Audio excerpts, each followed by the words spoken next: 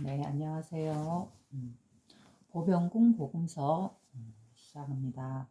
보병궁 복음서에서 이거는 보병궁 복음서란 바로 예수님의 가르침을 기록한 그런 것이죠. 그래서 보병궁이란 바로 지금의 시대, 하늘의 별자리가 서양식으로 표현된 자리로서 보병궁이란 바로 지금의 시대로서 물병자리 시대, 지금이 물병자리 시대다라고 이제 시작돼서 이제 시작이다라고 말하고 있죠. 그래서 바로 지금 시대에 여러분들에게 알려지고 또 이렇게 누구나 보고 그 뜻을 예수님의 참된 뜻, 가르침의 뜻을 알게 되는 시대라고 봅니다. 좋은 시대인 것 같아요. 그죠?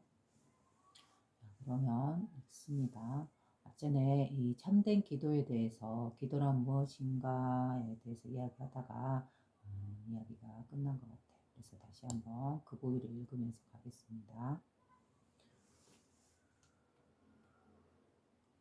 살로메의 교훈 기도 엘리후의 마지막 수업 3년간의 연구 과정을 결산하니라. 제자들이 그들의 고향으로 되돌아가니라. 아침 해가 떠오르자 스승과 제자들은 모두 신성한 숲속의 학교로 다시 모였습니다. 살로메가 먼저 입을 열었습니다. 그녀가 말하기를 떠오르는 태양을 바라봐 보세요. 그것은 하나님의 권능을 나타냅니다. 하나님은 1월성 신과 산, 언덕, 계곡, 꽃, 그리고 식물과 나무를 통하여 우리에게 말씀하십니다. 그래요. 하나님이란 어떤 신이라는 존재가 이렇게 몸을 갖고 있는 것을 상징하는 게 아니다. 하나님이란 뭐다? 1월 성신, 해와 달과 별과, 그 다음에 바로 우주 자체죠. 그 다음에 산, 언덕, 계곡, 꽃, 그리고 식물과 나무를 통하여 우리에게 말씀하고 계십니다. 이 자연 만물 모든 것이죠. 그렇죠? 그 자연 만물 안에 있는 그 안에는 우리 인간도 또한 하나님의 성품이 그대로 드러나서 이렇게 창조된 것이죠. 그래서 하나님의 성품이 가장 우리 내면에 어디에 가장 밝게 있는가 하면 우리의 머리, 정신, 마음, 그죠?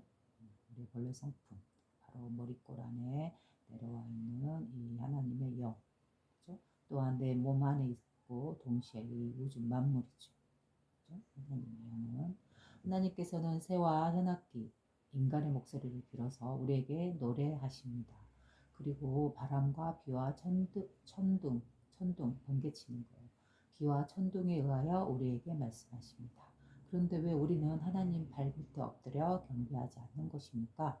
즉, 이 모든 우주 만물이, 모든 생명들이, 그죠? 작은 것부터 큰 것까지 이 우주 자체가, 이 자연이 또 그 안에 살고 있는 우리 사람이 하나님의 소품대로 창조되어서 드러나 있듯이 이 모든 존재들은 바로 뭐다?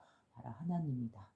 그렇죠? 이 하나의 의식이 온 우주를 굴리는 이 하나의 의식이 만물을 창조하고 만물을 기르고 또한 그들에게 생명을 주어서 우리 인간처럼 이렇게 숨을 쉬게 하고 있기 때문에 그렇죠? 그러니 하나의 의식에 이 온 우주 만물에 또한 그 안에 있는 우리 인간과 같은 존재에게 왜 발밑에 엎드려 경배하지 않는 것입니까? 다만 여기서 말하는 거는 인간이지만 하나님의 성품을 그대로 구현하지 못하는 존재는 어떨까요? 경배의 대상이라고 말할 수는 없겠죠. 그죠? 그리고 역시 여기에서도 보병공 복음서에서 말했듯이 아무리 사랑과 자비를 실천하신 예수님이라 할지라도 그죠? 우리가 이렇게 인간을 갖고 있는 몸을 갖고 있는 사람을 경배해서는 안 된다라고 말하죠. 그죠? 그것은 우상 숭배이다라고 이 내용에서 나왔잖아요. 그래서 경배하는 그 하나님이란 뭘까요? 그런데 왜 우리는 하나님 발밑에 엎드려 경배하지 않는 것입니까? 바로 이 하나의 성품자리에 대해서 그 자리에 경배를 해라라는 것이죠. 이 자리는 어떤 물질도 아니요, 어떤 모습도 형상도 아니요, 그죠? 우리 인간의 모습도 아닌 바로 우리의 이 마음 깊은 이 내면의 정신에 있는 이 청정한 의식 때문이죠. 바로 이 성품인 것이죠. 이 성품 하나가 만물과 모든 생명과 우리 사람 또한 태어나게 하고 유지하게 하고 그죠? 때가 되면 거두어 들이는 바로 그 의식이기 때문입니다. 그래서 이 하나님이라는 존재에 대해서 잘못 아시고 계시면 안 된다라고 말합니다. 그죠? 하나님께서는 모든 사람의 마음마다 개별적으로 말씀해 주시며, 이 말은 뭐예요? 바로 우리 내면에, 우리 정신에 내려와 있는 이 성품짜리를 말하는 것이죠. 그것은 모든 사람의 마음마다 개별적으로 말씀해주고 있다라고 말하고 있는 것이죠. 즉, 모든 존재들은 다 자신들의 마음마다 하나님의 마음이 들어와 있다. 즉, 우리의 청정한 이 양심으로서 들어와 있다라고 말하는 거죠. 그러한 모든 마음은 또한 개별적으로 하나님께 말씀을 드려야만 합니다. 어떻게? 바로 기도로서입니다. 이것이 바로 기도입니다. 지금 마음으로서 하는 기도다라고 말하는 것이죠. 그래서 하나님을 향해 소리치고 일어서기도 하고 앉기도 하고 무릎을 꿇고 엎드리기도 하여 사람들의 죄에 대하여 모두 고해하는 것은 기도가 아닙니다. 그죠? 어떤 행위나 말이나 이런 걸로 하는 것은 기도가 아니다라고 하는 것이죠.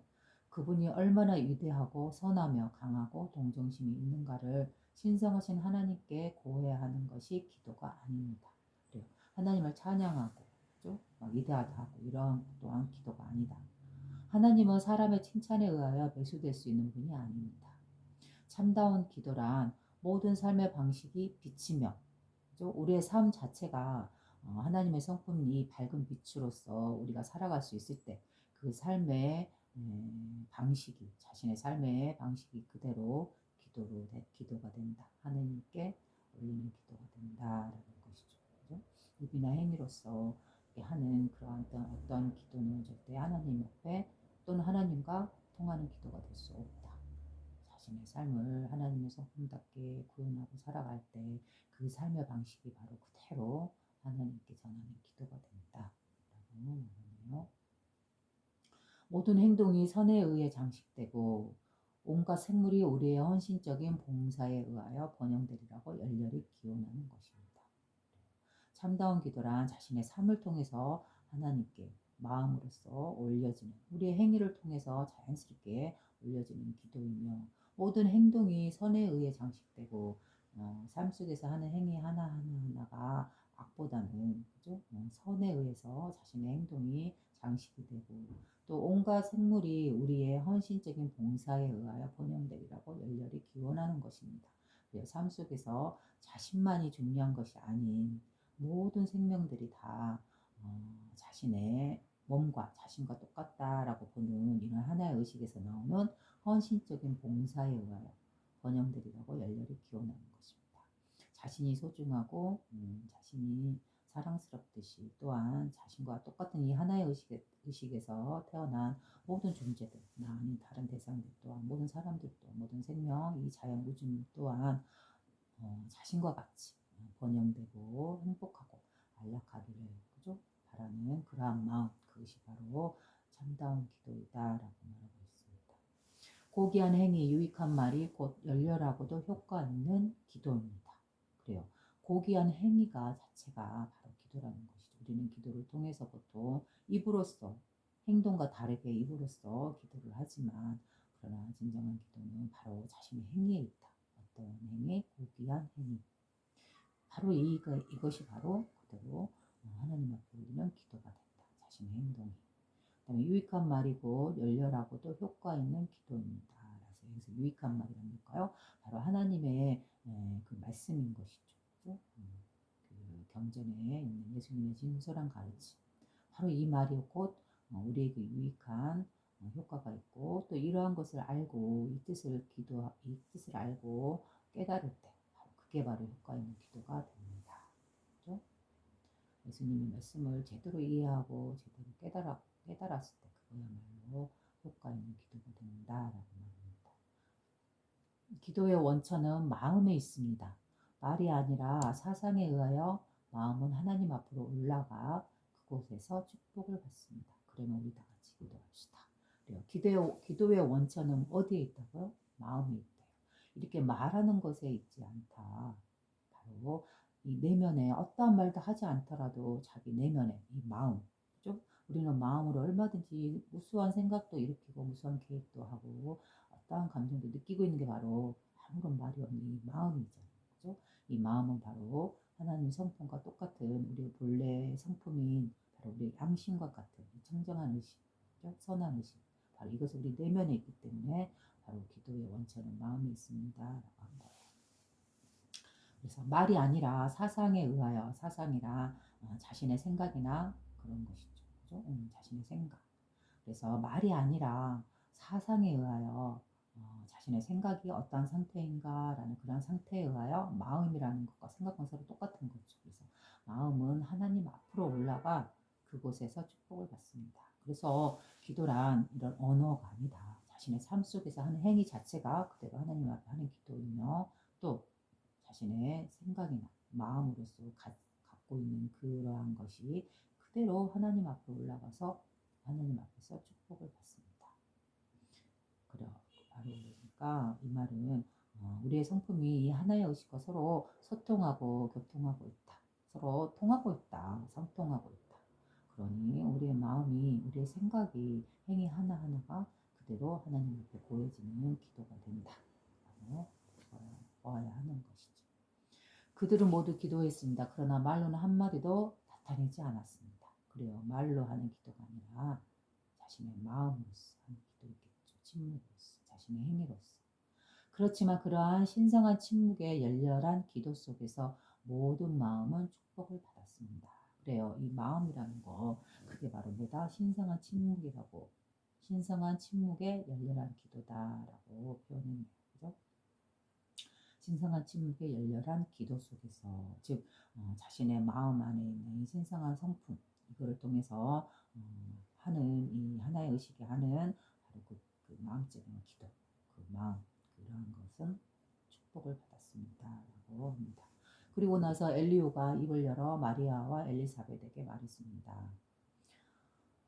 마리아는 바로 예수님의 생모, 예수님을 낳으신 그 마리아고, 엘리사벳은 요한, 세례자 요한을 낳으신 바로 그 어머니죠. 그래서 엘리후가 입을 열어서 마리아와 엘리사벳에게 말했습니다. 우리들이 해야 할 말은 이것으로 끝났습니다. 그대들은 이제 더 이상 이곳에 머무를 필요가 없습니다. 하나님의 부르심이 있었습니다. 돌아가는 길에는 아무 이상이 없을 것입니다. 고향으로 돌아가 터졌습니다. 그대들은 이제부터 해야 할 큰 사업이 기다리고 있습니다. 그것은 세상을 지도할 사람의 마음을 지도하는 일입니다. 세상을 지도한다는 것은 곧 사람의 마음을 지도하는 일이래요. 그죠? 사람들의 모든 행위는 어디서 시작되죠? 바로 우리들의 그 사람들의 마음에서 마음을 일으키고 그 다음 행동으로 나아가는 것이죠. 그래서 세상을 지도한다는 건 결국 사람의 마음을 지도해 주는 것과 다르지 않다라고 볼 수 있는 것이죠. 그러면 세상을 바꾸고 싶다라는 건 뭘까요? 그 세상의 안에서 살아가고 있는 구성원, 즉 개개인의 사람들의 마음이 깨어날 때, 이 하나의 의식에 깨어날 때, 자신의 참된 성품의 그 신성을 보고 깨어날 때, 그죠? 바로 그러할 때 이 세상은 자연스럽게 바꾸어진다. 그대의 아들들은 세상 사람들을 올바른 사상과 말과 행동으로 인도하도록 선택되었습니다. 사람들로 하여금 죄의 참뜻을 알게 하고 낮은 자아나 헛된 것에 의지하지 않도록 인도하여 하나님 속에서 그리스도와 함께 사는 자아를 깨닫게 해야 하는 것입니다. 낮은 자아나 헛된 것이다 라고 이러한 것을 의지하지 않도록 인도한다라는 건 뭘까요? 낮은 자아란 우리의 몸의 감각은 6가지 감각이라 했잖아요. 보고, 듣고, 느끼고, 맛보고, 촉감하고, 또 마지막 6번째 이 생각으로서, 개념으로서, 정신적으로서 집착하는 것, 이러한 것을 6가지 감각이라고 해요. 그래서 이 6가지 감각을 어떻게 사용하냐에 따라서 낮은 자아가 되기도 하고 높은 자아가 되기도 하죠. 그래서 하나의 성품 자리에 맞추어서 선하고 밝고 깨끗하게, 그죠? 이렇게 삶을 살아갈 때 그것은 높은 자아의 행위다라고 본다면 낮은 자아랑 그 반대의 행위가 되겠죠. 그래서 이 6가지 감각에 푹 갇혀서 감각적이고 타락적이며 탐욕적인 그러한 것을 추구하고 거기에 빠져서 오로지 자기 자신만의 삶을 살아갈 때, 그죠? 이러한 삶을 통해서 주변의 모든 사람에게 괴로움을 주거나, 그죠? 또는 이 자연과 이 우주에 올바르지 못한 욕망들을 퍼뜨릴 때, 그죠? 영향을 줄 때, 바로 그러한 삶들은 낮은 자다라고 볼 수 있는 것이죠. 그러한 삶들은 영원한 실체가 있는 것이냐면 그것이 아니다. 바로 그건 잠깐 왔다 가는 것들이기 때문에 이 6가지 감각에 의해서 느끼고 집착하는 것들은 잠시 왔다 사라지는 것이기 때문에 헛된 것이다라고 말하는 것이죠. 그래서 낮은 자나 헛된 것에 의지하지 않도록 인도하여서 하나님 속에서 그리스도와 함께 사는 자를 깨닫게 하는 것입니다. 그래서 그리스도란 자신의 이 하나님의 성스러운 영이고 그 성품이죠. 성령이죠. 그래서 자신 내면에 있는 이 성품, 하나님의 성품을 알고 깨닫고 보고 그리고 이 성품과 함께 살아가는 자신, 이 자아를 깨닫게 해야 하는 것입니다. 이와 같은 그들의 과업을 준비하기 위하여 그대의 아들들은 많은 형국의 가시밭길을 걸어야만 합니다. 다른 사람들과 마찬가지로 그들은 어려운 시험과 유혹을 만나게 될 것입니다. 그래요. 다른 사람들과 마찬가지로 그들은 어려운 시험과 유혹을 만나게 될 것입니다. 우리는 이렇게 하나님의 성스러운 성품에서 이 하나의 의식에서 만물이 태어나듯이 우리 또한 만물, 몸을 갖고 이 세상에 태어납니다. 그런데 우리는 어때요? 어려운 시험과 유혹을 만나게 되는 것이죠. 자신의 삶에서. 그죠? 어느 누구나 피해갈 수 없는 바로 그런 시험이죠. 그죠? 그래서 어려운 시험과 유혹을 만나게 될 것입니다. 즉, 이 자신의 삶을 살아가면서 6가지 감각이 감각에 집착하고 탐욕하고, 그래서 이 감각에 사로잡혀서 오로지 나만을 위한, 개인의 자신만을 위한 이 몸의 만족을 위한 그런 행위로서 자신을 힘들게 하고 또한 이 만물을 힘들게 하고 모든 생명들을 힘들게 할 때 바로 그러한 것들, 그러한 모습을 시험이라든가 유혹이라고 표현할 수 있는 것이죠. 그러한 것들에서 우리가 시험에 들지 않고 그러한 유혹에 빠지지 않도록 우리가 늘 신경 써야 할 건 뭘까요? 바로 자신의 이 성품자리죠. 하나의 청정한 의식, 이것이 자신의 본래 성품인지를 알고 6가지 감각에 휘둘려서 그죠?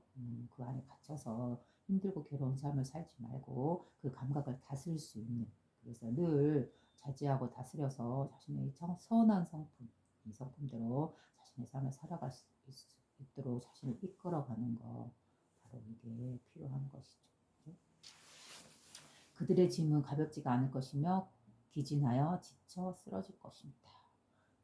바로 모든 비단 예수님과 요한뿐이겠습니까? 모든 사람들이 다 마찬가지죠. 그죠? 우리들도 그러잖아요. 우리들도 자신의 삶에서 어려운 시험을 만나고 어려운 유혹을 만나게 되고, 그리고 그러한 삶들은 우리들의 삶은 결코 그러한 삶의 짐은 가볍지가 않죠. 그래서 우리는 이 짐을 지고 가면서 때로는 기진하여 지쳐 쓰러지기도 하죠. 그러면 어떻게 보면 지쳐 쓰러질 때, 자신의 삶에서 지쳐 쓰러질 때 바로 그때가 이렇게 자신의 성품을 보게 되는 계기가 되고, 그렇죠? 참다운 자신의 모습을 찾아갈 수 있는, 그리고 6가지 감각에 휘둘리면서 살아갔던 삶에서 벗어나서 참된 행복이란 무엇인가 라고 알게 되는 그런 기회가 찾아오는 것이죠. 그래서 부처님께서는 그렇게 말한 것이죠. 고성제다라고 해서 괴로움은 성스러운 진리를 드러나게 해주는 그 원인이 된다라는 말씀을 하셨죠. 그래서 삶이 마냥 행복하고 자기가 원하는 뜻대로만 펼쳐진다 그러면 사람은 괴로움을 알지 못하고, 괴롭지 않은 인생에서 과연 누가 자신의 성품을 보고자 하며 이 현실의 우주의 삶의 진리를 보고자 하며 자기가 정말 어떤 존재인가라는 그런 질문을 던질 수 있겠어요. 그래서 지쳐 쓰러지고 힘든 삶을 살 때, 그죠? 바로 자신의 삶을 포기하고만 싶어질 때, 바로 그러할 때가 뭐다? 참된 자신으로서 진정한 행복이란 무엇인지에 대해서 알게 되고, 또한 이 괴로움이란 것이 무엇인가에 대해서 깨닫게 되고, 그리고 정말로 자기가 어떠한 존재인지라고 알게 되고, 그죠? 그리고 결국 자신의 마음을 다스려서 자신의 이 신성한 선한 성품을 되찾고 깨끗한 이 때묻지 않은 성품을 보고 결국 그 모든 괴로움이나 지쳐 쓰러질 것 같은 그 삶의 무게에서 벗어날 수 있는 것이죠. 그렇죠? 그리고 그들은 굶주림과 목마름의 고통을 맛보게 될 것이며 이유 없이 멸시를 받고 감옥에 투옥되어 매질도 당하게 될 것입니다. 그래요. 이 지쳐 쓰러져 갈 때, 그죠? 바로 삶에서 힘들 때 우리는 그 힘든 원인이 대부분 다 뭐다? 자신의 6가지 감각에 의해서 그 집착 하나를 사로잡혀서 그 감각에 어떤 감정에 어떤 삶의 어떤 상황에 사로잡혀서 또는 눈에 보이는 물질적인 어떤 대상에 사로잡혀서, 그죠? 아니면 스스로 일으키는 어떤 생각이나 가치관이나 어떤 개념이나 관념에 사로잡혀서 거기서 갇혀 있을 때 그 생각과 다른 것들과 서로 투쟁하죠. 그죠? 잊지 않는 것에 대한 우리는 보통 지식적인 거, 이 마음으로서 갖게 되는 지식은 실제 하는 것이 아님에도 불구하고 정신으로서 사유하되 그 어떠한 지식 하나를 진리 하나를 손에 쥐게 되었을 때 이것만이 옳다라고 그 안에 갇혀버리게 되면 어때요? 이 옳다고 생각하는 것과 다른 것들, 다른 말들, 다른 진리들, 다른 개념들, 다른 종교들, 그죠? 다른 사유 방식들 이러한 것들을 만날 때 우리는 뭐 어떻게 해요? 그 상대를 미워하고 증오하고 깨트리려고 주기를 하죠. 그래서 이 6가지 감각에 의해서 사로잡히는 집착도 무섭지만 그러나 반대로 이 정신적인 하나의 집착에 갇혔을 때 정신적인 지식이나 개념이나 신앙이나 어떤 종교라는 그런 것에 사로잡혔을 때 거기서 나오는 어떠한 물질도 없는 이 정신적인 지식에서 사로잡혔을 때 집착할 때 물론 그것도 역시 주변의 실질적인 물질 세계를 괴롭히고 죽이고 전쟁까지도 일삼는다라는 것을 봤을 때 어때요? 우리가 어떤 하나에 갇히고 사로잡히고 집착하고 탐욕하게 되면 그죠? 물질적인 것이든 정신적인 것이든 아주 위험한 상태로 변화하게 된다. 그러므로 인해서 우리는 자신의 마음과 자신의 몸을 그죠? 잘 다스리고 조화롭게 삶에서 살아갈 때 진정으로 뭐라 될까 진리의 모습대로 살아가고 있다는 것이죠. 그들은 앞으로 많은 나라를 찾아가서 많은 스승들의 무릎 밑에서 앉아 배우게 될 것입니다. 그리고 예수님도 세리자 요한도 많은 나라의 많은 스승들을 찾아가서 그들 곁에서 배우게 될 것이다 라고 말하죠. 그들도 다른 사람들과 마찬가지로 배우지 않으면 안 되기 때문입니다. 태어나면서부터 이러한 성품 자리를 이 하나의 진리 자리를 보고 나오는 것은 아니죠. 다만 자기 내면에 숨겨져 있는 그 자리를 보게끔 깨닫게끔 그죠? 눈 뜨게끔 또 다른 스승을 향해서 찾아가서 그 자리를 보아야 하는 것이죠. 이것으로서 우리가 하고 싶은 이야기는 충분히 했습니다. 하나님 옥좌 앞에 서 계시는 3위와 7위의 성령들의 축복이 영원히 그대들에게 임하실 것입니다. 그래요. 하나님 옥좌 앞에 서 계시는 그래서 실제로 이러한 존재가 있다는 게 아니죠. 이거는 상징적인 언어인 것이죠. 이 상품 자리를 이렇게 사람화 만들어서 사람의 인격을 부여해서 이렇게 말은 하지만 실제로 그러한 존재는 있는 건 아니다. 무엇을 말하고 있다? 우리의 성품자리, 이 하나의 의식자리를 말하고 있다. 그래서 하나님의 옥좌 앞에 서 계시는 3위와 7위의 성령들. 그래요. 결국은 뭐예요? 3위와 7위라는 건 바로 성령을, 즉 하나님의 성품, 성스러움을 표현하는 언어구나라고 할 수 있는 것이죠. 이 성령들의 축복이 영원히 그대들에게 임하실 것입니다. 영원히라고 말씀했죠. 그래서 우리가 태어나는 그곳, 이곳 바로 하나의 의식 자리도 바로 이 자리가 깨끗하고 때묻지 않는 청정한 우리의 성품 자리이기 때문에 그렇죠? 이 자리는 축복받은 자리요. 이 자리에서 이 성품을 갖고 태어난 우리도 우리의 정신과 마음으로서 본래 성품으로서 늘 깨끗하고 빛나고 때묻지 않는 어떤 삶에서도 영향받지 않는 이 빛의 성품이 늘 자신과 함께하고 있다는 것. 그래서 축복이요. 또한 우리가 삶을 살아가는 동안에도 늘 이 성품과 함께하나 우리가 이 몸을 버리고 다시 돌아가는 자리도 어디예요? 이 성품자리에서 나왔기 때문에 근원이라 부르는 바로 이 근원자리 다시 되돌아가죠. 그러니 우리는 죽음 이후에도 결국 만나는 것은 우리가 우리에게 있는 것은 뭐예요? 바로 이 성품자리 하나죠. 바로 축복이 영원히 펼쳐져 있는 바로 우리 성품자리. 그래서 우리는 태어나는 순간부터 삶을 살아가는 그 순간에도 그리고 결국 다시 죽음을 맞이해서 되돌아가는 그 순간의 그 자리도 늘 어떠한 상태다? 바로 축복이 영원히 임해 있는 자리다. 그렇죠? 그러니 어때요? 여기 보병군 복음서에서 말했듯이 기뻐하라, 기뻐하라, 축복하라, 축복하라. 무엇을? 바로 그대들의 내면에 있는 이 상품자리를 보고 느끼고 그 상품을 즐기고 그래서 자신의 삶에서 소소하게 살아갈 수 있을 때 그럴 때는 축복받은 것이다. 그러니 기뻐하라 라고 말하는 것이죠. 이와 같이 하여 엘리후와 살로메의 가르침은 끝났습니다. 3년 동안 그들은 그들의 제자들을 성린, 성스러운 숲이라고 했네요. 그래서 지금 이 교육이 마리아의 어머니, 아니 예수의 어머니 마리아와 그다음에 세례자 요한의 어머니인 엘리사벳 이 둘을 가르치고 있는 곳이 바로 숲이죠, 숲. 그래서 숲에서 이런 가르침이 이루어졌기 때문에 성스러운 가르침이 이루어졌기 때문에 성림이라고 했네요. 성현할 때서 숲을림 성림 속에서 가르쳐졌습니다. 그리고 만일 그들의 가르침이 모두 한 권의 책으로 쓰여졌더라면 그것은 아주 훌륭한 책이 되었을 것입니다. 그래요. 이 두 사람의 가르침이죠. 살로메와 엘리후 이 두 사람의 가르침이라는 거죠. 여기에 기록한 것은 그 중에 대략에 지나지 않는 것입니다. 그래요. 가르침에 이 두 분의 말로서 가르침이 어떻게 다 여기 이곳에 기록되어 있었겠어요. 그렇죠?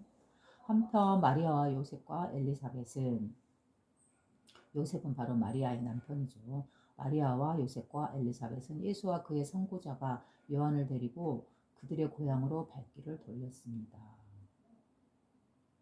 바로 아기들이죠. 아직은 여기 이때 예수와 선고자 요한은. 그러나 그들은 아직 어린 나이 때죠. 그러나 그들은 아켈라우스가 지배하고 있는 예루살렘으로 가지 않았습니다. 아켈라우스는 바로 그 시대의 황제죠. 그들은 사해를 따라 여행을 하여 엔게디 언덕에 도착하여 가까운 친족인 요수아의 집에서 쉬었습니다. 그리고 엘리사벳과 요한은 이곳에서 머물렀습니다. 그러나 요셉과 마리아와 그의 아들은 예수님이죠. 요단강을 따라 며칠 동안 여행한 뒤 나사렛에 있는 그들의 집에 도착했습니다. 엔게디에서 엘리사벳, 그의 아들을 가르칩니다. 엘리사벳은 바로 요한의 어머니이죠. 요한이 마세노의 생도가 되니라. 그래요. 이제 어느 정도 컸나 봐요. 그죠? 요한이 시간이 지났나 봐요. 요한이 마세노의 생도가 됐대요. 그죠? 그는 요한에게 죄의 뜻과 죄 사함의 율법을 가르치니라. 마세노라는 사람이 요한에게 가르쳤다 이 말이죠. 엘리사벳은 축복을 받아 행복한 나날을 보냈습니다. 그녀는 요한과 함께 생활하면서 엘리후와 살로메로부터 받은 교훈을 다시 그의 아들에게 가르쳐 주었습니다. 그래요. 먼저 엘리후와 살로메가 숲속에서 바로 엘리사벳과 마리아에게 교육을 해줬잖아요. 왜? 바로 이 교육을 받고 당신들이 바로 그들의 어머니이기 때문에 늘 옆에서 가장 가까이에서 그들에게 교육을 영향을 끼칠 수 있는 존재이기 때문에 먼저 마리아와 엘리사벳을 가르쳤죠. 그래서 바로 그 받았던 교육을 엘리사벳이 자신 아들 요한에게 가르쳐 주었다라고 말합니다. 또한 요한은 그들 가정의 야생적인 생활과 그가 배운 교훈에서 기쁨을 느꼈습니다. 한편 인근 언덕의 야산에는 많은 동굴이 있었습니다. 특히 다윗의 동굴이 근처에 있어서 엔게디의 은자가 그 속에서 살고 있었습니다. 이 은자는 사카라의 성전에서 온 스승인 마세노라는 애굽의 승려였습니다. 애굽의 승려였대. 요한이 7살이 되었을 때, 요한이 이제 7살이네요. 마세노는 그를 광야로 데리고 가서 다윗의 동굴에서 함께 살았습니다. 요한은 마세노의 가르침을 마음속 깊이 받아들였으며 마세노는 요한에게 나날이 생명의 신비를 일깨워 주었습니다. 요한은 광야를 사랑했으며 그의 스승과 조촐한 음식을 사랑했습니다. 그들의 음식은 과일과 나무 열매, 벌꿀과 콩으로 만든 빵이었습니다. 네, 요한은 광야를 사랑했대. 광야를. 보통 광야 그러면 그거잖아요. 막 이런 곳과 좀 살기 좋은 곳과 상반되는 곳이 바로 광야죠. 광야. 그래서 약간 사막과 같고 생명이 없고 풀이나 숲이 없고 물이 없고 그죠? 거친 곳. 사람이 살아가기 힘든 곳. 그죠? 그런데 왜 그런 곳을 사랑했을까요? 저는 예전에 광야라는 느낌을 받았었던 적이 있었기 때문에 그때도 예수님 관련된 영화를 보면서 한번 광야에 대해 생각해 본 적이 있었어요. 그 광야는 사막과 같고 사람이 살기 힘든 곳인데 왜 광야를 사랑했을까요? 바로 그곳은 지금 이렇게 편하고 살기 좋은 곳, 모든 이 6가지 감각을 자극하는 이러한 것들이 넘쳐나는 이러한 살기 좋은 몸이 편안한 이런 곳에서는 결코 맛볼 수 없는 그죠? 바로 정신적인 만족과 평화와 자유로움, 바로 존재에서의 행복, 그죠? 소유보다는 존재 자체에서 오는 그 행복과 기쁨은 어떨까? 이 광야라는 곳에서도 얼마든지 가능한 것이죠. 그래서 광야라는 어떻게 보면 우리를 이 6가지 감각에 의해서 보이는 물질에 의해서 끄달려가지 않게끔 우리들의 정신을 확고하게 그리고 깨끗하게 집착 없이 그죠? 존재 자체에서 느끼는 그런 행복을 줄 수 있는 곳이 바로 광야다. 예전에 한번 생각해 본 적이 있어요. 그래서 역시 여기서도 이렇게 나오네요. 요한은 광야를 사랑했으며 그의 스승과 조촐한 음식을 사랑했습니다. 조촐한 음식을 사랑했대요. 그리고 그의 스승을 사랑했고 왜 스승을 사랑했을까요? 바로 요한에게 진리를 가르쳐주는 그런 분이기 때문에 사랑할 수밖에 없겠죠. 그리고 또한 이 배부르게 먹을 수 있는 그런 훌륭한 음식들보다는 오히려 조촐한 음식을 사랑했습니다. 그래서 그들의 음식은 과일과 나무 열매, 벌꿀과 호콩으로 만든 빵이었습니다. 라세노는 이스라엘 사람으로서 유대의 모든 축제에 참석했습니다. 요한이 9살이 되자 마세노는 그를 예루살렘에서 벌어지고 있는 대축제에 데리고 갔습니다. 사악한 아켈라우스는 이기적이고 잔인하였으므로 황제조부 시대에 왕위에서 쫓겨나 멀리 추방되었습니다. 그러므로 요한은 두렵지가 않았습니다. 요한은 예루살렘을 방문하게 되어 몹시 기뻤습니다. 마세노는 그에게 유대인의 제례 방법에 대한 모든 것을 가르쳐 주었습니다. 희생 제물의 의미라든가 의식의 의미에 대해서도 자세히 말해 주었습니다. 요한은 주 하나님의 제단 앞에서 들짐승, 낮짐승들을 등을 죽이고 불태워서 어떻게 제사함의 용서를 받게 되는 것인지 이해할 수 없었습니다. 마세노가 말했습니다. 천지의 하나님께서는 하늘과 땅, 바로 이게 하나님이라는 것이죠. 우주 자체, 자연 자체, 생명 그 자체. 천지의 하나님께서는 희생 제물을 원하지 않으신다. 이 끔찍스러운 의식을 행하는 제도는 다른 나라의 우상 숭배자들로부터 모방하여 행하는 것이다. 네, 우상 숭배. 우상 숭배란 뭘까요? 어떤 한 사람이 진리를 말하고 있다 해서 그 사람을 숭배한다. 그죠? 그리고 인간은 그 숭배의 대상이 되는 게 아니죠. 그리고 어떠한 사물이나 어떠한 형체가 있는 것이다. 그죠? 이러한 것들은 숭배의 대상이 아니다. 그죠? 오히려 이 천지, 하늘과 땅, 자연, 이 세상 만물 그것들을 움직이고 있는 이 드러나지 않는 보이지 않는 곳에서의 이 살아있는 생명력 바로 이게 하나님인 것이죠. 그렇죠? 그래서 예전에도 한번 말했지만 우리의 조상들은 이 우주 자연 자체를 그대로 숭배하고 그렇죠? 하는 이런 의식이 있었죠. 그래서 여기서 기독교에서 말하는 이 천지의 하나님, 하늘과 땅의 하나님, 우주와 만물의 모든 생명의 그 한 분의 의식, 바로 이 하나님. 이것과 뭐가 다르겠어요? 그렇죠? 서로 통한다라고 봅니다. 일찍이 어떠한 죄도 동물이나 새, 사람들의 희생제물에 의하여 지워지지 않았다. 가르쳐주고 있는 것이죠. 그렇죠?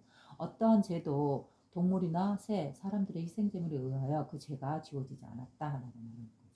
죄란 인간이 죄악의 진흙탕 속으로 뛰어든 것이며 만일 사람이 죄로부터 벗어나려 한다면 그가 걸어온 길로 다시 돌이켜 죄악의 진흙탕에서 벗어날 방법을 강구해야 한다. 다시금 먼저 들어온 길로 돌아가 사랑과 정의에 의하여 그대의 마음을 순수히 하라. 그러하면 그대는 용서받을 것이다. 그래요. 자기가 한 행위에 대해서, 죄 지은 행위에 대해서 어떤 재물이나 희생제물을 통해서 어떤 다른 걸 통해서 그 죄를 용서받을 했던 그런 것들은 잘못된 것이다. 그죠? 그렇다면 그 죄를 용서받을 수 있는 방법은 뭐다? 다시금 먼저 자신이 돌아온 길로 돌아가는 게 자신의 과거의 행위들, 잘못된 행위들을 그것을 정확하게 보고 그 다음에 사랑과 정의에 의하여 그대의 마음을 순수히 하라. 그래서 여기서 사랑과 정의란 뭘까요? 이 하나님 성품이 또 다른 언어로서 표현된다 그러면 사랑과 바로 정의로움이죠. 그래서 자신의 본래 성품인 이 성품, 바로 사랑과 정의에 의하여 그대의 마음을 깨끗이 하라. 청결하게 하라. 즉 자신의 본래 성품을 보라. 그리고 그동안 마음에 담아두었던 그 때를 그죠? 죄의식이라든가 그 모든 행위들을 깨끗하게 비우고 깨끗하게 씻어라. 그게 그대의 마음을 순수히 하라라는 말이죠. 그리하면 그대는 용서받을 것이다. 그래요. 바로 자기 내면의 마음에 의해서 자기 자신의 성품에 의해서 자신의 행위를 돌아보고 스스로 마음을 깨끗이 하고 자신의 죄를 인정하고 그죠? 그다음에 마음을 깨끗이 할 때, 그죠? 그때 자기 자신이 자신을 용서해 주게 된다라고 하는 것이죠. 이것이 선고자가 사람들에게 전해야 할 복음의 사명이다. 그래서 이게 어떤 재단에 제물을 바치거나 또는 어떤 대상에게 종교의 대상에게 어떤 제물이나 어떤 행위를 바치거나 물질제물을 바친다 해서 죄를 사해지는 것도 아니고 또 어떤 제물, 생제물을 바친다 해서 바친다 해서 사해지는 게 아니다. 죄가. 그럼 결국 뭐다? 그 죄라는 것은 어떻게 용서가 될 것인가? 바로 자기 내면에 스스로 자기의 행동을 돌아보고 그죠? 스스로 반성하고 그 다음에 자신의 성품 안에 있는 이 성품 하나님의 그 사랑과 정의로움에 그거에 의해서 자신의 마음을 깨끗하게 해야 된다. 그죠? 그래야 하면 그대는 용서받는 것이다. 이것이 선구자가 사람들에게 전해야 할 복음의 사명이다.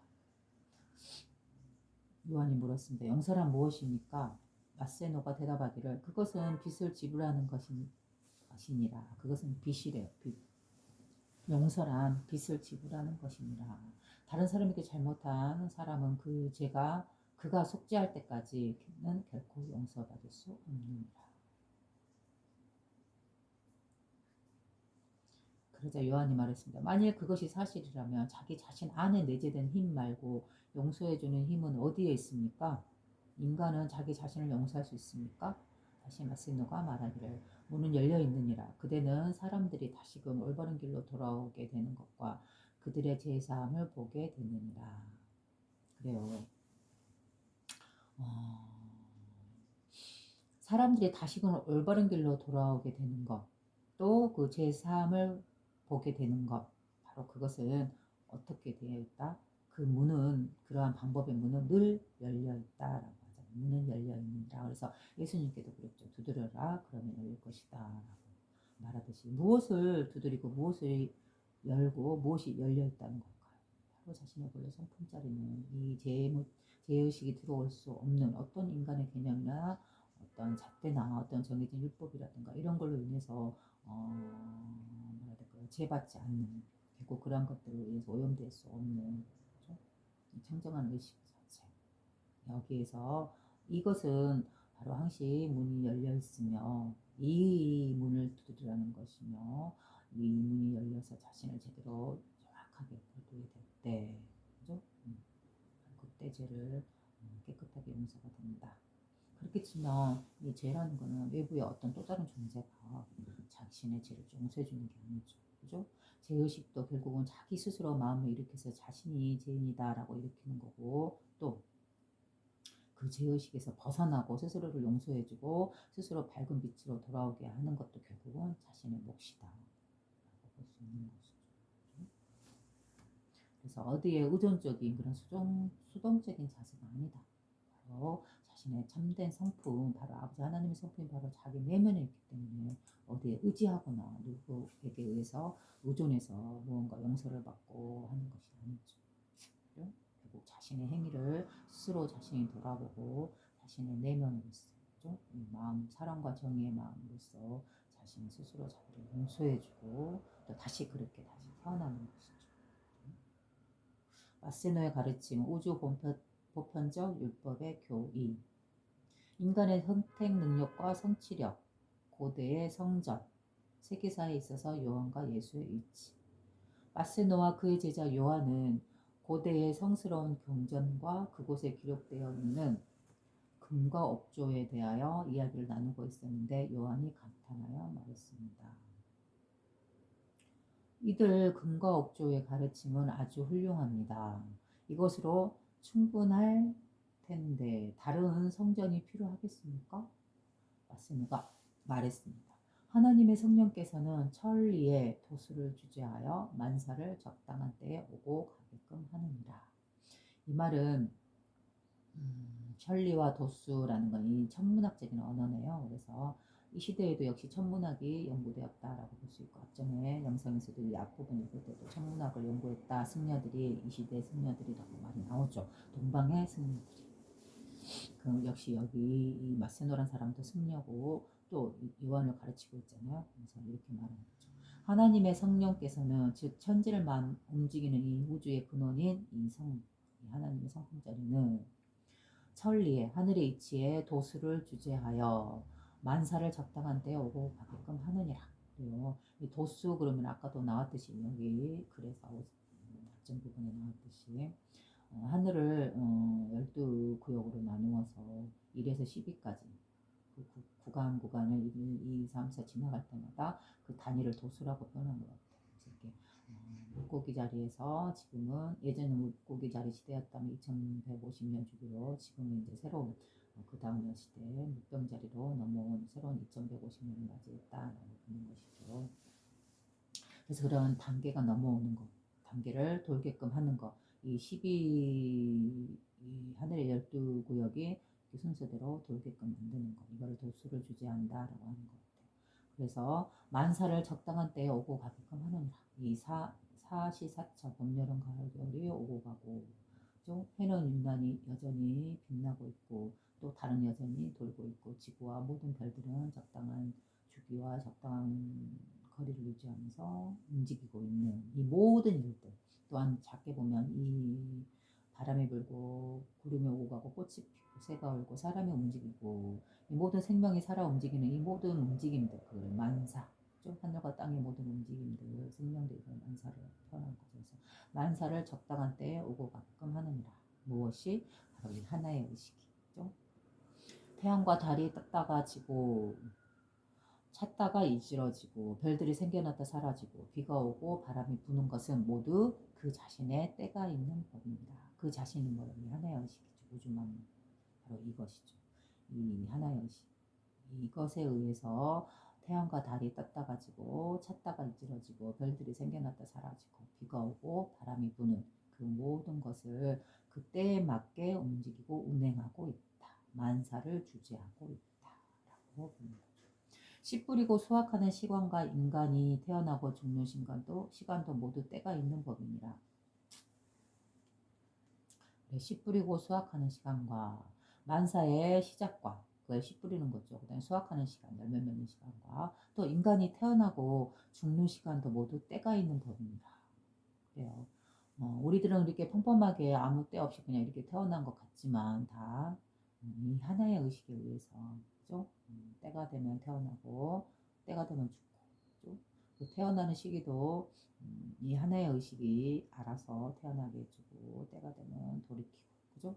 또 태어난 것을 유지시키고 성장시키고 꽃 피우게 하고 열매 맺게 하고 또 때가 되면 다시 되돌이키는 이 모든 것들이 다 그 때가 있다.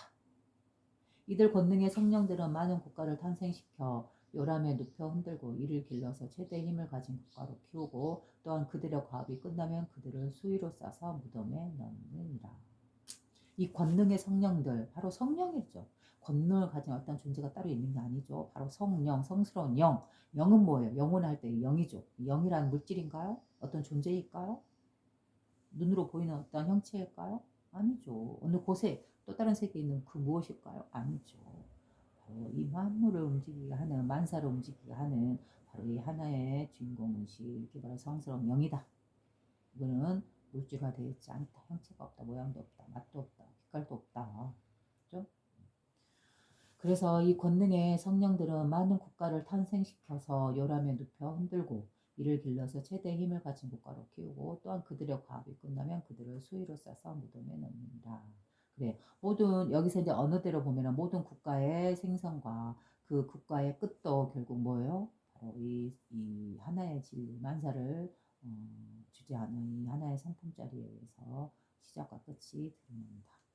비단 국가뿐이겠습니까? 모든 생명이 모든 자연이 그러하겠죠. 한 국가의 생활에도 한 개인의 생활에도 한때는 불유쾌한 일이 많은 법이니라. 그러나 마침내는 진리가 나타나서 무슨 일이든지 잘 되기 마련입니다. 인간은 고귀한 일을 위하여 창조되었으나 지금까지는 지혜, 진리, 능력을 충분히 갖춘 자유인이 될 수가 없었느니라. 만일 사람이 지나갈 수 없는 해협에 갇혀서 자유를 박탈당한다면 장난감이 되어 단지 기계에 지나지 않을 것입니다. 만일 사람이 지나갈 수 없는 해협에 갇혀서 바닷물에 뭐 갇혀서 자유를 박탈당한다면 장난감이 되어 단지 기계에 지나지 않을 것이다. 그래요. 여기서 지나갈 수는 없는 해협에 갇혀서 자유를 박탈당한다라는 말은 뭐예요?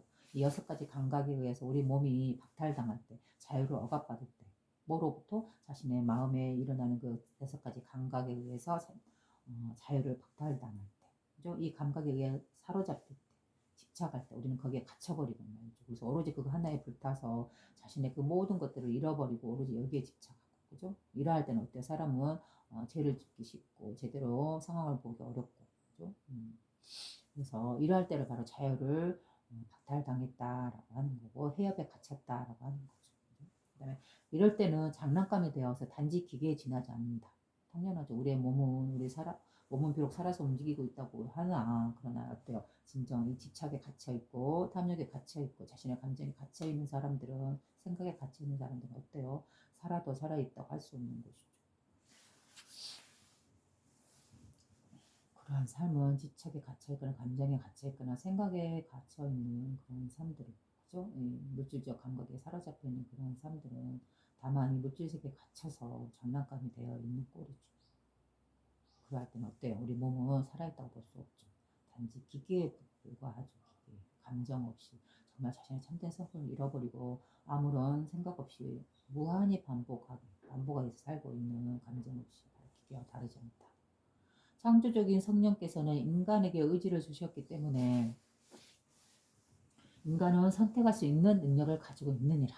그래요. 인간에게 주신 이 의지, 그죠? 우리의 창조 의지, 자신의 삶을 다시 예전과 다르게 새롭게 창조하고자 하는 이 의지, 이거를 우리에게 주셨다. 인간은 그래서 선택할 수 있는 능력을 가지고 있다. 자신의 삶을 어떻게 살 것인가, 그죠? 선하게 살 것인가, 아니면은 감각에 휘둘려서 살 것인가, 이러한 선택을 할 수는 있다.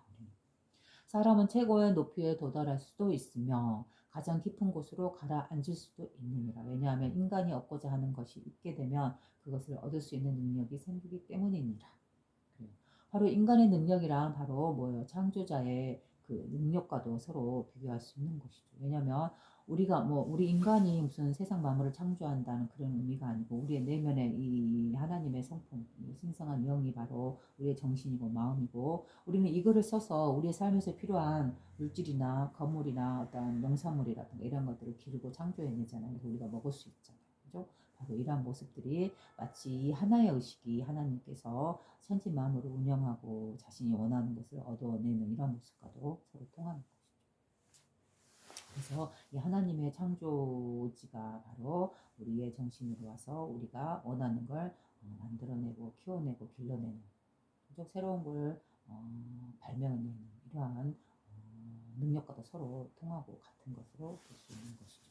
만일 사람이 힘을 추구한다면 그러한 힘을 얻을 수 있는 권능을 소유하게 된다. 그러나 그러한 목표에 도달하기 위해서는 저항을 극복해야만 하느니라. 어떤 힘도 게으름 속에서는 얻어지는 법이 없다. 그래서 여기서 그 힘, 권능, 이거는 뭐예요? 힘을 얻을 수 있는 권능을 소유하게 된다. 이건 무엇을 말하는가? 바로 우리의 본래 성품자리. 이 자리가 바로 하나님의 권능의 자리인 것이죠. 서로 소통하고 있기 때문에 하나의 의식으로.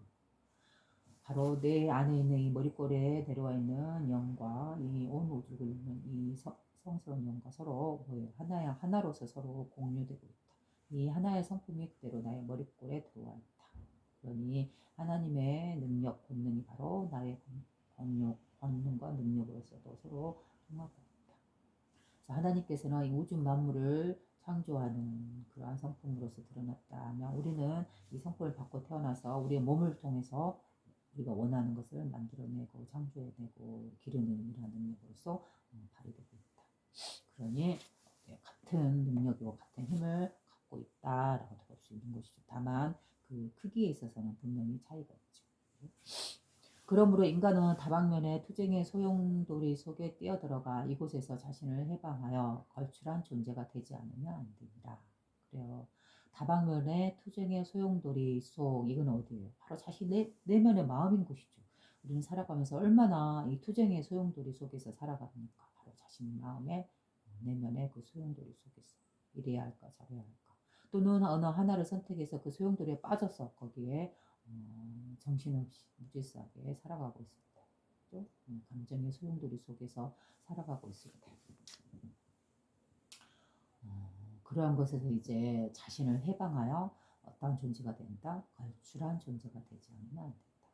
걸출한 존재, 즉 자신의 성품, 이 감정의 소용돌이에서 벗어나서 자신의 6가지 감각을 잘 절제해서 여기서 해방하여 바로 자신의 성품을 다스리고 스스로 고유하고 청정한 이 성품을 잊지 않고 이 성품대로 자신의 삶을 살아갈 수 있을 때, 욕심 없이, 그죠?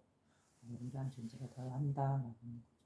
모든 투쟁 속에서 인간은 힘을 얻으며 모든 것을 정복하여 승리를 할 때마다 사람은 더 높은 곳에 도달할 수가 있는 것이다. 따라서 날이 거듭할수록 새로운 의무와 새로운 고통을 맛보아야 하느니라. 그래요. 모든 투쟁 속에서 인간은 힘을 얻는다. 바로 이 고통을 통해서 우리는 성스러운 진리를 깨닫게 된다라는 그 고성제와 같은 얘기죠. 모든 것을 정복하여 승리를 할 때마다 사람은 더 높은 곳에 도달할 수가 있는 것이다. 우리는 삶을 통해서 이 한 단계 한 단계 자신의 영혼의 높이를 한 단계 한 단계 올려야 되는 것이죠. 이러한 것들을 통해서 이렇게 거듭날수록 새로운 의미와 새로운 고통을 맛보아야 합니다. 우리는 몸을 갖고 태어날 때 다만 행복만을 느끼기 위해서 이 세상을 나오는 것일까요? 만약 그렇다면 한번 가정을 해서 생각을 해보세요. 만약에 우리는 모르니까 이 전생을 모르고 사후세계를 모르니까 우리는 이제 가정을 하는 것이죠. 생각으로서. 우리가 만약에 전생이라는 것이 있어서 전생의 영혼의 상태로 수 있어요. 즉, 이 만물이 태어나기 이전에 그 하나님의 영의 상태, 그죠? 스스로 존재하고 있는 이 의식의 상태, 물질 없이. 바로 이 의식을 영이라고 하죠. 그래서 때묻지 않는 영이다 해서 성스러운 영이다 라고 하는 거죠. 우리의 본래 성품이기 때문에 청정하다라고 하는 거고, 불교에서는 이 의식으로 있을 때 만에 내가 스스로 생각하기를 내가 몸을 갖고 물질화되어서 이 세상에 몸을 갖고 태어날 때 나는 이 세상에서 무엇을 경험하면 좋을까라고 생각해 보는 거죠. 가정이죠. 상승과 가정이죠.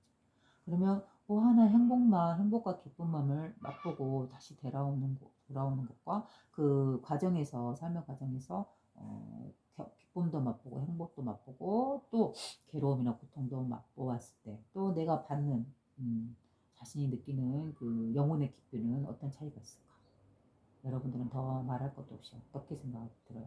기쁨과 행복과 편안함을 맛보고 돌아온 영혼은 물론 거기에서도 배움이라는 게 있겠지만 거기다 더해서 고통과 괴로움을 동시에 겪은 그 영혼과는 비교가 있겠죠. 그 영혼의 깊이에서는, 영혼의 레벨에서는. 그래서 이 스스로 존재하고 있는 이 영의 세계에서 물질화돼서 몸을 갖고 태어날 때 우리는 스스로 충분한 고통과 괴로움도 적당하게 우리는 섞어서 경험을 하고 싶다라고 생각해 볼 수 있는 것이죠. 왜? 그러한 과정을 겪었을 때만이 우리는 이 세상의 물질이 되어서 몸을 갖고 태어나는 그 목적이 바로 이루어지는 것이죠.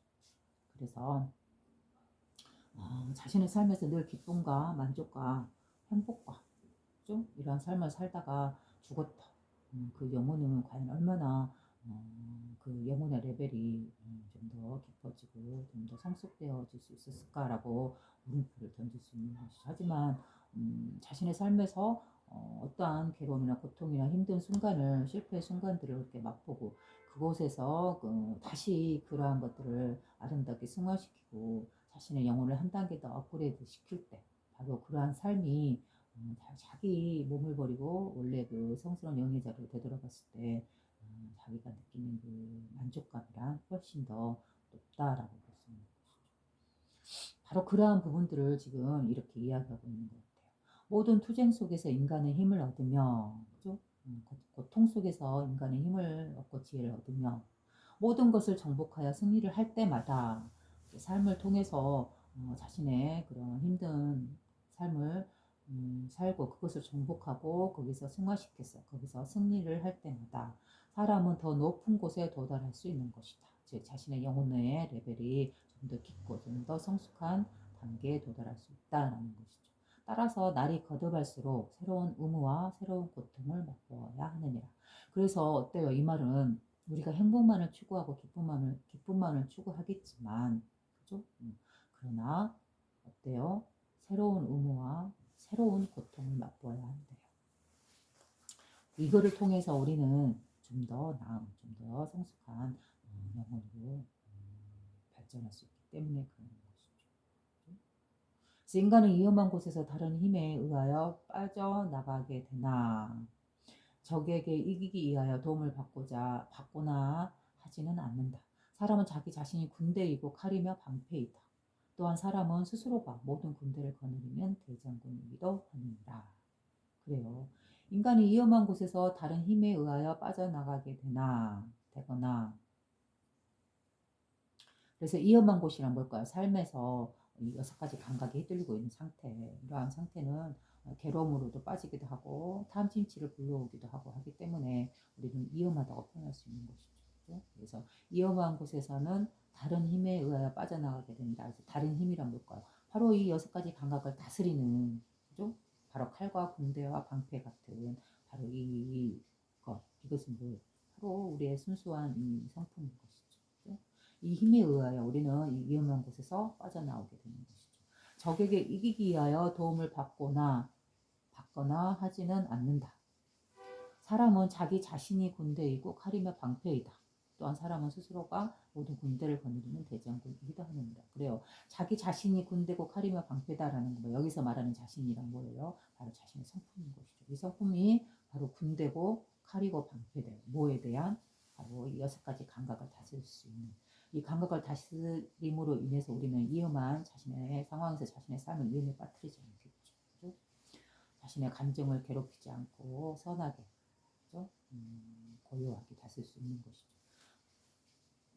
또한 사람은 스스로가 모든 군대를 거느리는 대장군이기도 하느니라. 그래서 모든 군대를 거느리는 대장군, 모든 상황을 바로 승리로 이끌어갈 수 있는 그 대장군, 그 뭐예요? 자신의 성품자리를 표현하는 것이죠. 어떠한 상황에 우리는 처해 있다 하더라도 어떤 감정에 갇혀 있다 할지라도 그 감정을 깨뜨리고 벗어날 수 있는 그 힘, 능력은 어디에 있어요? 자신의 성품자리인 것이죠. 그래서 모든 상황을, 모든 군대를 거느리고 통솔할 수 있는 것, 바로 대장군은 바로 뭐다? 자신의 성품자리고 신성한 하나님께서는 올바른 길을 비추어준다. 신성한 성품, 바로 이 하나의 의식은 올바른 길을 비추어준다. 우리 인간은 올바른 길을 가다. 인간은 결코 길을 안내하여 비추어줄 횃불 하나 없이 버려지지는 않았느니라. 그래요. 우리는 삶을 통해서 무수히 원망하고 하늘을 향해서, 그죠? 그렇지만 버려두지는 않았대요. 그렇게 뭐 없이 비추어줄 횃불 하나 없이 버려지지는 않느니라. 바로 그 횃불이란 뭐예요? 비추어준 횃불이란 바로 자신 내면에 늘 함께하고 있는 이 신성한 하나님의 성스러운 성품자리. 늘 우리의 삶을 통해서 다양한 감정을 느끼고 있으나 그 감정을 느끼기 이전에 모든 상황을 보고 알아차리고 있는 움직임이 없는 청정한 첫 번째 순수한 의식. 그죠? 바로 이 의식이 바로 자신의 삶에서 어려움에서, 위험에서부터, 괴로움에서부터 벗어날 수 있게끔, 인도할 수 있게끔, 환한 빛으로서 인도해 줄 수 있게끔, 빠져나올 수 있게끔 해주는 것이죠. 그리고 인간은 언제나 위험한 절벽, 혼탁한 물줄기, 그리고 음험한 함정을 볼 수 있도록 손에 밝은 진리의 등불을 들고 있느니라. 그래요. 손에 밝은 진리의 등불을 들고 있느니라. 이게 뭐예요? 바로 우리 성품의 청정한 의식인 것이죠. 움직임이 없는 이 청정한 의식.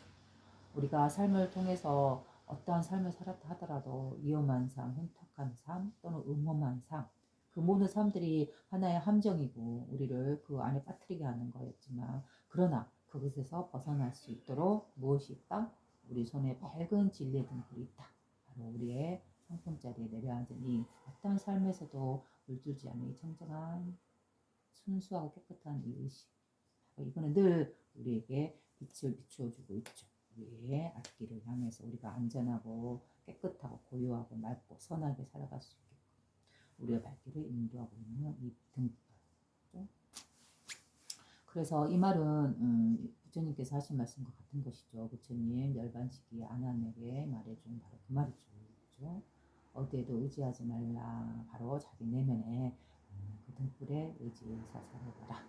그래서 자기 내면의 등불이란 뭐예요? 자신의 마음자리고 이 성품자리를 말하는 거고 이 성품이 바로 자신이 어두움에 갇혔을 때, 그죠?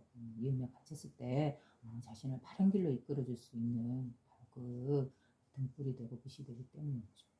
그래서 자기 내면에 있는 이 등불은 늘 꺼지지 않고 자신과 함께 하고 있기 때문에 우리는 벗어날 수 있고 바른 길로 갈 수 있는 것이죠. 그렇죠? 하나님께서 다음과 같이 판단하셨다. 사람들이 그 이상의 빛을 필요로 할 때면 위대한 영적인 인간이 이 땅 위로 나타나서 그 빛을 발했노라. 배다 경전이 쓰여지기 전의 시대에도 세상에는 길을 밝혀주는 많은 성전들이 있었다. 그리고 인간이 그 이상의 시간이 된 것 같습니다. 제가 여기까지 하고 다음에 또 하겠습니다.